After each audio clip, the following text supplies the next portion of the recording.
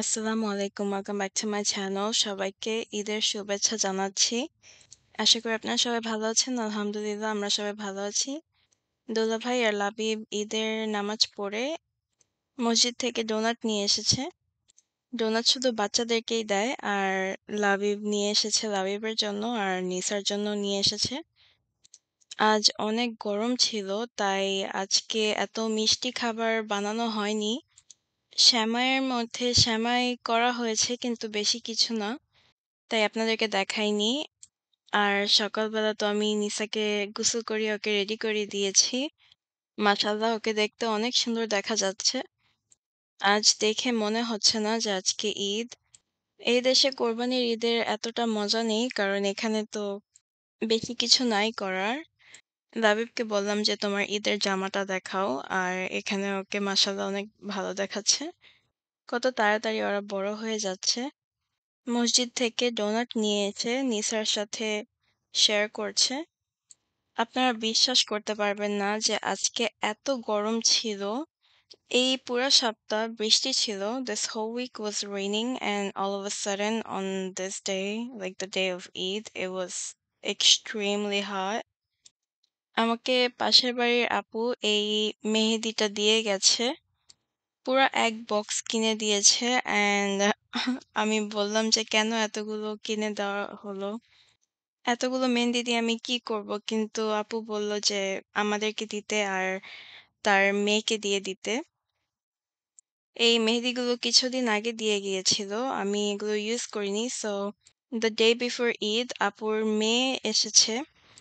তো আমি ওর হাতে মেহেদি দিয়ে দিয়েছি।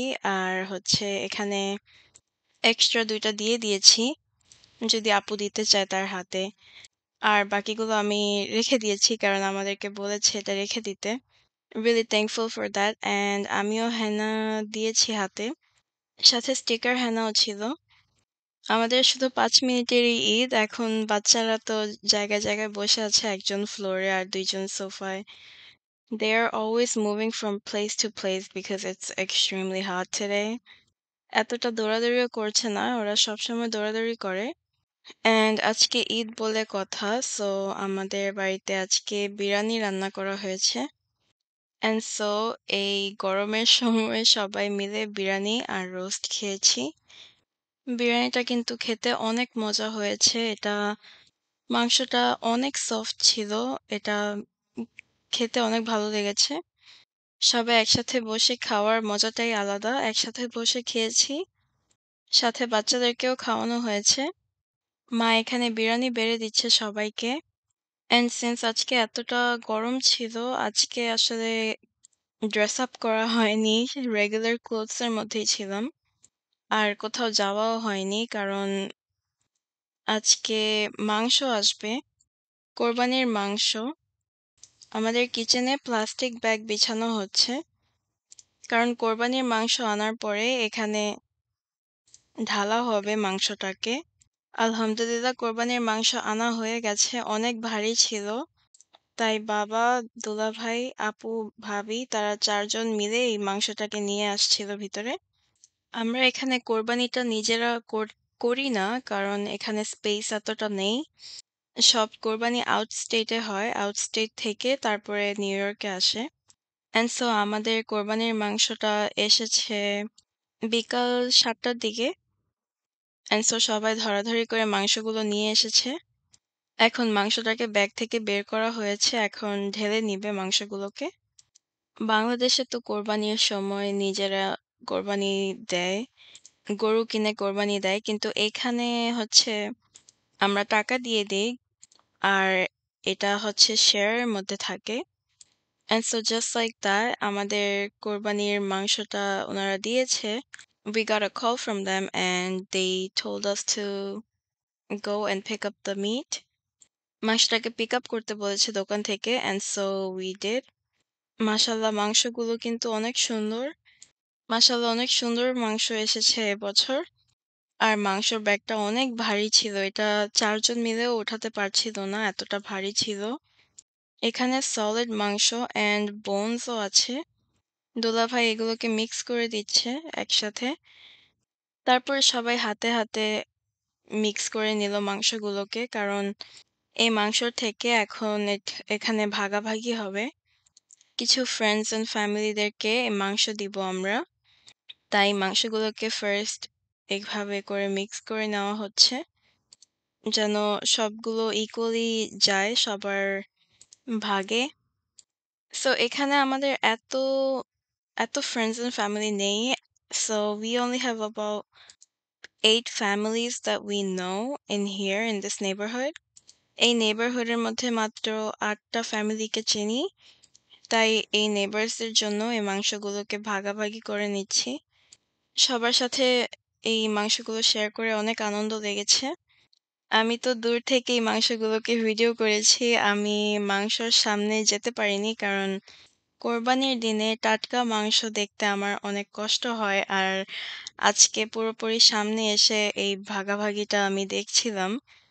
ইউজুয়ালি আমি সামনে থাকি না, কিন্তু আজকে ছিলাম। মাংসর মধ্যে সবকিছুই দেওয়া হচ্ছে। এখন এখানে কলিজাও দেওয়া হচ্ছে সবগুলো মাংসর মধ্যে। অল্প, অল্প করে সবকিছুই দেওয়া হচ্ছে যেন সবাই ভাগের মধ্যে পায়। আলহামদুলিল্লাহ সবাইকেই দিতে পেরেছি সবকিছু। আর টাটকা মাংস এগুলো কেটে আমি আর আমার বাবা মিলে সবাইকে দিয়ে এসেছি বাড়িতে। তো সেটা তো ভিডিও করতে পারলাম না যে কাদের বাড়িতে গিয়েছি। কিন্তু আলহামদুলিল্লাহ যাদেরকে দেওয়ার ছিল তাদেরকে সবাইকেই দিয়েছি। সবাই অনেক হ্যাপি ছিল। অ্যান্ড এই কোরবানি ঈদের আনন্দটাই এটা যে সবার সাথে মাংস দিয়ে নিজেরা খাবো। আর এই ভিডিওটা আমার তো পোস্ট করার ছিল আরো একদিন আগে, কিন্তু পোস্ট করতে পারিনি কারণ অনেক বিজি ছিলাম এই মাংস নিয়ে। আমরা অপেক্ষা করছিলাম যে কখন ফোন কল আসবে আর আমরা মাংস পিক আপ করবো, and then we have to pack everything and then go to people's house and give the meat to them.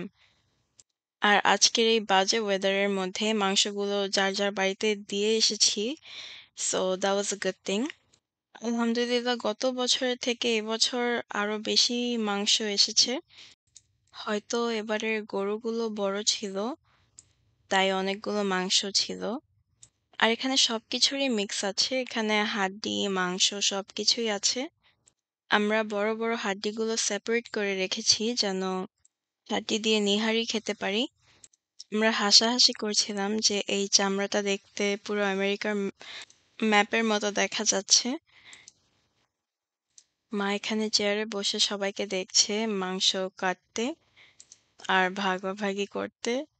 মা এগুলো ভাগাভাগি করতে পারে না, তাই এক সাইডে বসে এগুলোকে দেখে নিচ্ছিল। অ্যান্ড সো আলহামদুলিল্লাহ সবাইকে মাংস দিয়ে এসেছি। অ্যান্ড এখন আমরা এখানে মাংস নিয়েছি রান্না করার জন্য। টাটকা মাংসগুলো কিছু রান্না করা হবে আজকে।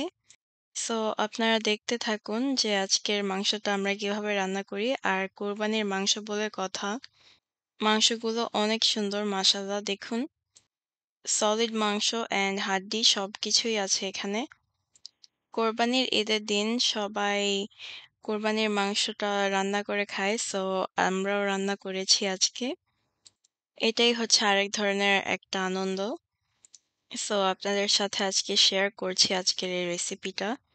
প্রথমেই দিয়ে দিচ্ছি পেঁয়াজ কুচি। সব ধরনের মসলা এখন দিয়ে দিব। সো এখানে একটা প্লেটের মধ্যে নিয়েছি হলো বড় এলাচ, ছোট এলাচ, সাদা গোলমরিচ, কালো গোলমরিচ, লবঙ্গ, cinnamon, and we have the bay leaf.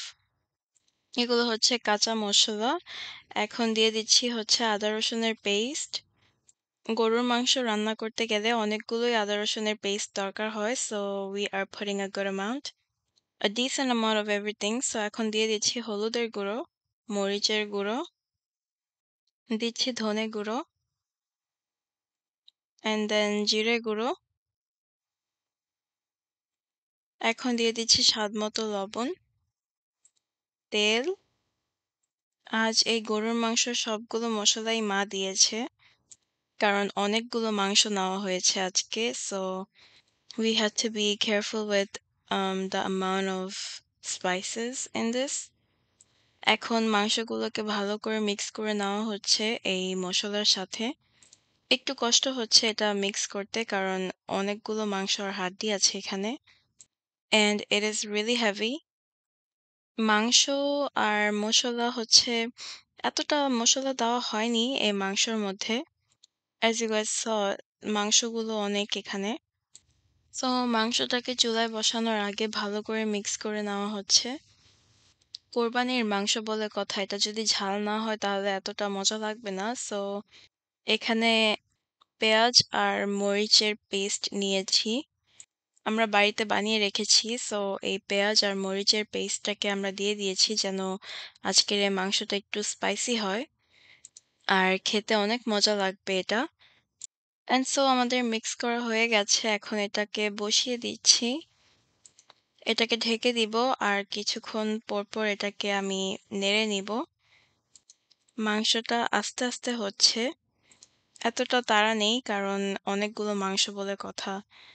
ভালো করে রান্না করতে হবে অ্যান্ড অ্যাজ ইউ নো গরুর মাংস একটু সময় লাগে রান্না করতে। আর মাংসগুলো যেন লেগে না যায় তাই এটাকে একটু পরপরই নেড়ে নিতে হবে। মাংসের স্মেল কিন্তু অলরেডি বের হয়ে গেছে। It was smelling really nice. কোরবানির মাংস খাওয়ার স্বাদই আলাদা। কথা ছিল যে আজকের এই কোরবানির মাংস দিয়ে বিরিয়ানি রান্না করা হবে অথবা খিচুড়ি রান্না করা হবে। কিন্তু এতটা সময় ছিল না কারণ অলরেডি দেরি হয়ে গিয়েছিল। It was night time. তারপরও আজকে এই গরুর মাংসটা রান্না করা হয়েছে। আর এটাই আপনাদের সাথে শেয়ার করা হচ্ছে। আশা করি সবার এই কোরবানি ঈদটা ভালোভাবে গিয়েছে। কোরবানির মাংসটা আজকে একটু ভাজা, ভাজা করে রান্না করা হবে। অ্যান্ড এটাকে কিছুক্ষণ পর এটা ঢেকে দিচ্ছি।